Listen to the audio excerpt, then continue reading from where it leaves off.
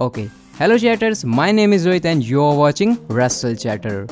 अब देखो पे बैक पेपर व्यू तो हो गया, रोमन रेंस हमारे यूनिवर्सल चैंपियन भी बन गए अपने हील कैरेक्टर के साथ। लेकिन बात यहीं पर खत्म नहीं हो जाती, क्योंकि आपको पता है डब्ल्यूडब्ल्यूई के अंदर दो टाइप के हमको हील देखने को मिलते हैं। वैसे तो वैरायटी बहुत ज्यादा है, लेकिन मेनली आप दो कह सकते हो। एक तो चालाक डरपोक वाला हील, वैसा हील जैसे कि हमको सेथ रॉलिंस देखने को मिलते थे शील्ड का ब्रेकअप करने के बाद, और एक वो वाला हील जो कि हमको यूजुअली ब्रॉक लेसनर के साथ देखने को मिलता है। डोमिनेटिंग, आया, तोड़ गया, फोड़ गया, मतलब खत्म करके चला गया। तो भाई रोमन रेंस के साथ क्या सीन है? क्या वो डरपोक चालाक वाले हील बन गए जैसा हम लोगों ने पे बैक के अंदर देखा? तो गाइस इसके बारे में हम लोग इस वीडियो में डिटेल में बात करने वाले हैं। मुझे लगता है कि शायद यहाँ पर आप लोग चीजों को कुछ अलग तरीके से समझ रहे होंगे, लेकिन एक्चुअल में डब्ल्यूडब्ल्यूई वैसा दिखाना नहीं चाह रही। इसके अलावा गाइस रोमन रेंस का फर्स्ट रिएक्शन भी आ चुका है यूनिवर्सल चैंपियन बनने के बाद। पॉल हेमन ने भी इसके ऊपर रिएक्ट किया। डब्ल्यूडब्ल्यूई के अगले पेपर व्यू पे बैक के बाद क्या होने वाला है, कौन सा है, उसकी डेट क्या है, उसके बारे में आपको बताऊंगा। एलेक्सा ब्लिस जो कि भाई फील्ड के साथ अलग ही नाता लिए हुए है और इसीलिए वो हमको पे बैक में भी देखने को मिली। और गाइस डब्ल्यूडब्ल्यूई ने ड्रू मैकिंटायर की हमको एक नई मेडिकल अपडेट दी है। तो पे बैक के बाद क्या कुछ होगा, सारी चीजें हम लोग इस वीडियो के अंदर डिस्कस करेंगे। वीडियो को आप लोग लास्ट तक जरूर देखना। लेकिन हाँ, अगर आपने चैनल पर सुबह वाली वीडियो नहीं देखी जहां पर मैंने पूरा पे बैक का शो कवर करा है,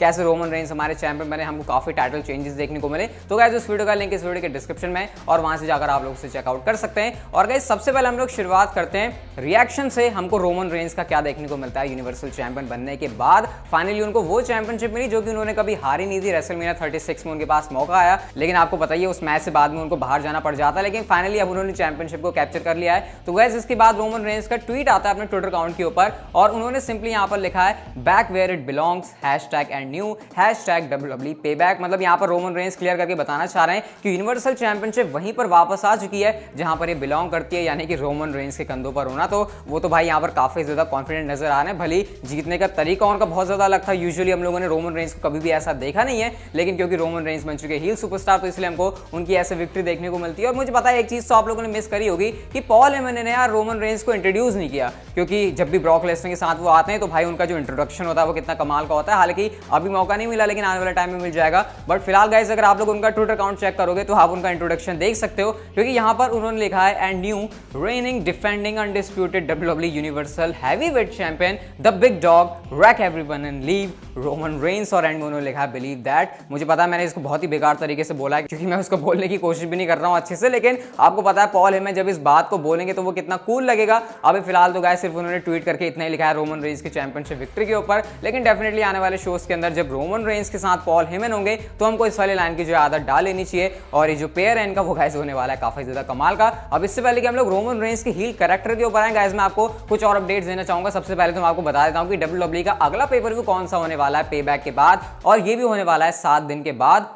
वेल डरो मत गाइस, इस बार ऐसा कुछ नहीं होने वाला। जैसे समर स्लैम के 7 दिन के बाद पे बैक था, इस बार डब्ल्यूडब्ल्यूई हर बार तो ऐसा नहीं कर सकती। मतलब वीकली पेपर व्यू जैसा सीन लग रहा था अब तक तो। लेकिन गाइस मैं आपको बता दूं अगला जो पेपर व्यू है उसकी डेट तो ओरिजिनल थी 20 सितंबर की, जो कि क्लैश ऑफ चैंपियंस था। लेकिन गाइस डब्ल्यूडब्ल्यूई ने यहाँ पर कुछ चेंज कर दिया है और ऐसा लग रहा है कि प्लान में यहाँ पर कुछ तो चेंज है। और डब्ल्यूडब्ल्यूई ने अब इसकी जो डेट कंफर्म करी है वो होने वाली है 27 सितंबर 2020 की। यानी आप कह सकते हो इस बार भाई डब्ल्यूडब्ल्यूई के पास काफी सही टाइम है। मतलब एक रॉ एक स्मैकडाउन का टाइम नहीं है कि आपको सब इसके अंदर ही मैच बनाने पे बैक की तरह। इस बार डब्ल्यूडब्ल्यूई अच्छे से टाइम लेगी। और जैसे कि आपको पता है clash of champions pay per view है, पेपर व्यू की थीम होती है कि यहाँ पर जो चैंपियंस हैं वो सारे अपनी चैंपियनशिप को डिफेंड करते हैं। तो क्लैश काफी तगड़ा होने वाला है चैंपियंस के बीच। और देखो फिर डब्ल्यूडब्ल्यूई क्या इस पेपर व्यू के लिए अच्छी चीजें बुक करती है आने वाले रॉ स्मैकडाउन के शो पर। हम लोग चलते हैं गाइस अपनी अगली स्टोरी की तरफ, और ये जुड़ी है एलेक्सा ब्लिस से। अब भाई मैंने सुबह वाली वीडियो के अंदर एलेक्सा ब्लिस वाली चीज को मिस कर दिया यूनिवर्सल चैंपियनशिप के मैच में, कि वो बैक स्टेज सारा सीन देख रही थी। भाई आप लोगों ने तो कमेंट के अंदर आग सी लगा दी। मतलब भाई इस बेचारे को भी समझो यार, 3:30 बजे उठ के शो देख रहा है,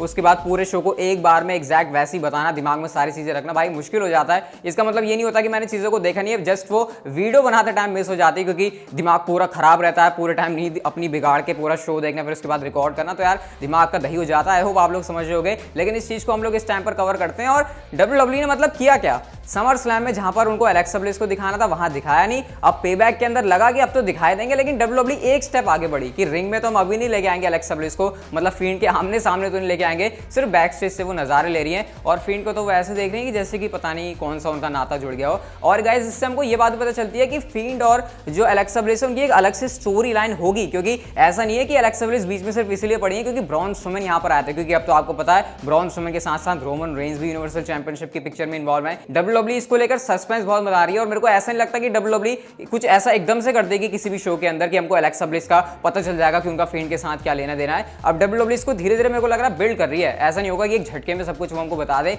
और वैसे भी अभी तो पेपर व्यू काफी दूर है, उनके पास स्मैकडाउन के काफी शोज हैं चीजों को बिल्ड करने के लिए, तो भाई ये वाली कहानी भी काफी इंटरेस्टिंग रहेगी। लेकिन डेफिनेटली एलेक्सा ब्लिस का तो मेरे को लगता है फिend के ऊपर कुछ मतलब क्लोज कनेक्शन है और बस देखो आगे अब इस पर जो फिend है हमारे वो कैसे रिएक्ट करते हैं, क्योंकि भाई वो तो खतरनाक मिजाज के आदमी है। हम लोग चलते हैं गाइस अपनी अगली स्टोरी की तरफ और ये जुड़ी है WWE चैंपियन ड्रू मैकिंटायर से, जो कि एक्सपेक्टेड थे कि Randy Orton versus Keith Lee के मैच में आएंगे और इस मैच में पॉसिबल अगर कीथ ली जीतते हैं तो फिर वो जो है ड्रू मैकिंटायर की वजह से होगा। लेकिन भाई कुछ अलग ही हो गया सीन यहाँ पर, रैंडी ऑर्टन के साथ तो मतलब धोखा सा हो गया यहाँ पर। इतना बढ़िया उनका हमने पूरे साल भर से रन देखा है, लेकिन इस टाइम पर जो है WWE ने उनके साथ पता नहीं क्या किया। खैर वो एक अलग टॉपिक है, उसके बारे में हम लोग अलग से बात कर सकते हैं। लेकिन गाइस WWE ने यहाँ पर ड्रू मैकिंटायर के बारे में हमको मेडिकल अपडेट दी है और उन्होंने एक नई इंजरी बताई है जो कि ड्रू मैकिंटायर को आई है पंट किक पड़ने के बाद। WWE ने हमको ये बताया कि ड्रू मैकिंटायर के स्कल में या फिर इंटरनल ब्लीडिंग जो भी वगैरह थी वो तो सारी चीज है ही है, पोटेंशियल WWE ने उसको बताया था। लेकिन एक चीज उन्होंने कंफर्म करके बता दी है कि उनकी जॉ में जो है हेयरलाइन फ्रैक्चर भी आ चुका है, यानी बहुत ज्यादा प्रॉब्लम हो चुकी है ड्रू मैकिंटायर को उनके स्कल में।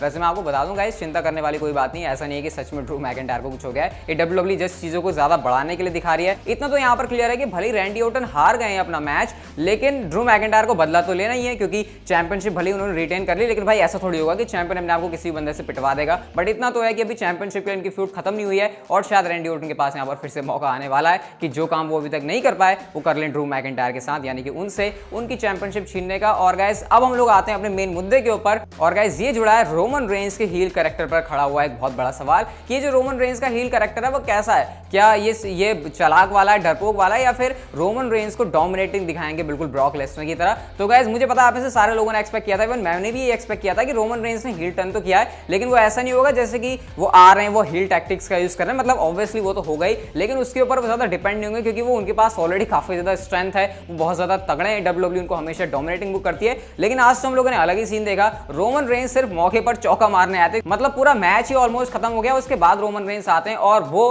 पिन चुराने की कोशिश करते हैं, पहले फिend से फिर ब्रॉन स्ट्रोमैन से। तो यहाँ पर हमको ये तो पता चला कि रोमन रेंज का जो कैरेक्टर है फिलहाल तो वो हमको ऐसे देखने को मिल रहा है कि ये डरपोक और चालाक टाइप का है, डोमिनेटिंग नहीं है। अगर आप ऐसा सोच रहे हो तो गाइस आप लोग गलत हो, क्योंकि ऐसा नहीं है कि कोई बंदा अगर एक हील टैक्टिक यूज कर रहा है तो फिर उसको उसी तरीके से बुक किया जाएगा। मतलब आपने ब्रॉक लेसनर को नहीं देखा क्या? हमने कई बार रोमन रेंज के सामने देखा है ब्रॉक लेसनर को जाते हुए कि वो कहते नहीं भाई आज मेरा लड़ने का मूड नहीं है, या फिर अंडरटेकर के साथ भी हमने ब्रॉक लेसनर को भागते हुए देखा है, या आप उनके मनी इन द बैंक के ब्रीफकेस की बात कर लो। अगर ब्रॉक लेसनर डोमिनेटिंग है तो इसका मतलब ये थोड़ी था कि उनको कैश इन करना ही था, उन्होंने कितनी बार इसको टीज किया, बस दिखाया। तो ब्रॉक लेसनर का भी नेचर है ऐसा कि वो हील टैक्टिक के अंदर कभी कभी भागने वाला भी अपना रोल दिखाते हैं, बट इसका मतलब ये नहीं कि वो डोमिनेटिंग हील नहीं है। तो गाइस अभी जस्ट हमको एक पेपर व्यू के अंदर देखने को मिला है रोमन रेंज का ऐसा कैरेक्टर। अभी आने वाले आप शोज देखो, मेरे को लगता नहीं कि WWE इस चीज के साथ हमेशा कंटिन्यू कर सकती है कि रोमन रेंज को ऐसे बचते बचाते फिर भागते हुए वो हमेशा दिखा रहे हैं, क्योंकि रोमन रेंज के पास है वो चीज जो कि वो कर सकते हैं। मतलब WWE को ऐसी कोई जरूरत ही नहीं है उनको इस तरीके से बुक करने की। तो हाँ, उनकी हील टैक्टिक के अंदर ये वाला भी